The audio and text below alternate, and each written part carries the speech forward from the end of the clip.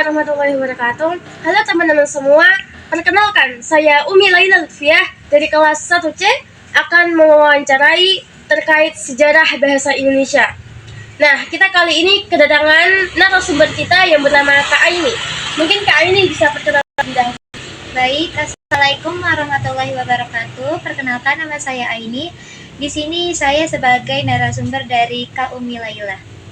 Nah, Kak Aini, kita di sini akan membahas terkait sejarah bahasa Indonesia. Mungkin nanti saya lebih banyak bertanya ke Kakak tentang bahasa Indonesia. Boleh Kak Aini ceritain nih awal mula gimana bahasa Indonesia itu berkembang sampai saat ini?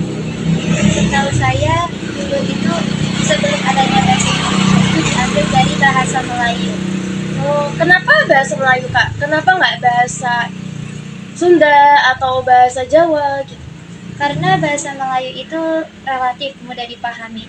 Dan pada zaman dahulu itu banyak daerah Nusantara yang memakai bahasa Melayu. Nah, dulu kan ada masa penjajahan nih, Kak.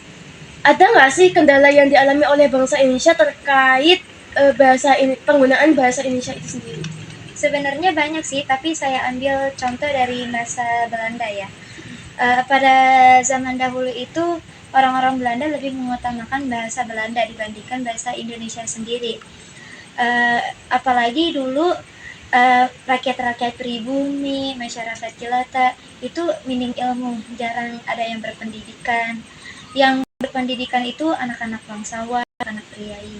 Jadi kendalanya itu kayak mereka kurang pendidikan sama ilmu gitu ya, Kak? Iya. Oh, nah terus nih, Kak, kan itu kan tadi kan kendalanya. Nah, pas masa pergerakan nasional nih, apa peran bangsa Indonesia terkait bahasa Indonesia? Pada tanggal 28 Oktober, bahasa Indonesia diikrarkan sebagai Sumpah Pemuda yang berbunyi, kami putra-putri Indonesia mengaku berbahasa yang satu, bahasa Indonesia. Jadi itu udah jadi identitas negara Indonesia tersendiri. Nah, setelah dari masa penjajahan kan Indonesia merdeka. Nah, perkembangan apa yang dialami oleh bangsa Indonesia adanya bahasa Indonesia? Apa ada perkembangannya begitu, Pak? Perkembangannya sih pesat. Sekarang bahasa Indonesia dipakai oleh hukum, negara, pendidikan, banyak orang yang bicara bahasa Indonesia.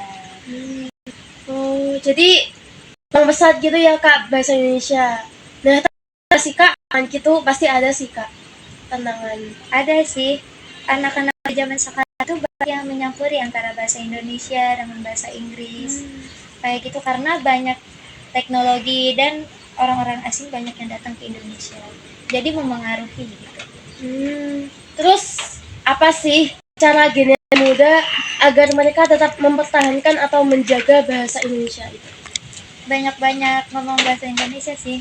Jadi lebih sering memakai bahasa Indonesia dibandingkan pakai bahasa asing. Boleh kita belajar bahasa asing tapi jangan lupa sama bahasa Indonesia. Karena bahasa Indonesia juga termasuk identitas negara kita. Iya. Harus menjaga gitu ya, Kak. Iya. Nah, terakhir nih, Kak, apa harapan Kak Aini terkait bahasa Indonesia ini agar kedepannya itu lebih maju, lebih berkembang? Saya pengennya sih ya, harapan saya bahasa Indonesia ini berkembang pesat, gak hanya di Indonesia tapi di luar negeri. Kalau bisa jadi bahasa nasional gitu. Oh, jadi bisa ngalahin bahasa Inggris gitu ya, Kak? Iya. Bisa sampai internasional. Oh, oke Kak, mungkin hanya itu aja wawancara kita kali ini. Terima kasih Kak Aini atas jawabannya, semoga bermanfaat bagi kita semua. Oke teman-teman, mungkin cukup sampai di sini wawancara kita kali ini. Semoga kita masih bisa sama-sama belajar dan juga harus bisa mengembangkan bahasa Indonesia di dalam diri kita ini. Cukup sekian kita pertemuan kali ini, kurang lebihnya mohon maaf. Wassalamualaikum warahmatullahi wabarakatuh.